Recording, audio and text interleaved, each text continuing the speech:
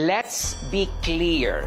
When Sara Duterte said there is no question about my readiness, she was not auditioning for power. She was citing Article 7, Section 8 of the Constitution. Succession is a legal mandate, not a political fantasy. That is the duty she was elected to perform. Pero ang sagot ni Claire Castro, hindi pang palasyo, pang palengke.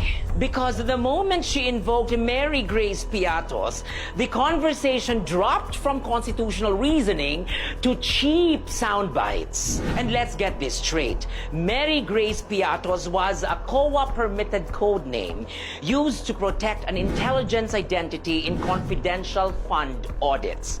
Legal, recognized, documented. And frankly, mas gustuhin ko pang maraming Mary Grace Piatos with COA rules followed kaysa sa mga iskandalong hindi nila kayang ipaliwanag kahit saan ilawan.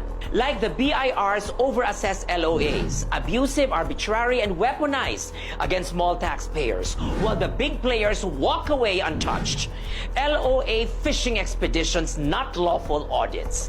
Like the mega health centers. Mega sa press release, pero hanggang ngayon hindi matatapos-tapos.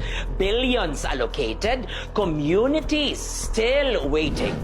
Like the nationwide classroom shortage. Every year, billions are appropriated, yet every year students share one chair, one classroom, one future that keeps shrinking. Pero hindi dyan nagtatapos ang listahan ng kapalpakan.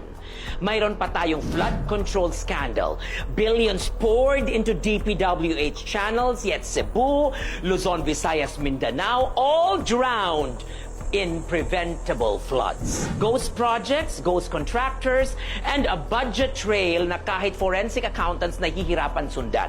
And of course, the motherlode, the billions of pesos in congressional insertions na biglang sumulpot, lumobo at lumusot. 797 billion pesos in 2025 alone, 410 billion pesos sa DPWH with only 26 billion pesos vetoed. Imagine that.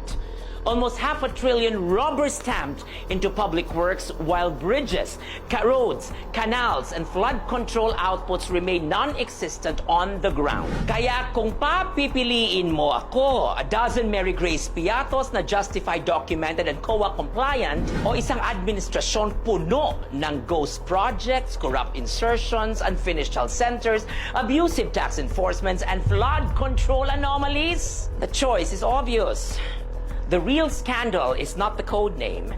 The real scandal is kung bakit mas mabilis pang nagre-react ang palasyo sa constitutional succession hypotheticals kaysa bilyon-bilyong nawawala sa ilalim ng administrasyon nila mismo. Because when governance is clean, you do not fear the Constitution. You only fear exposure.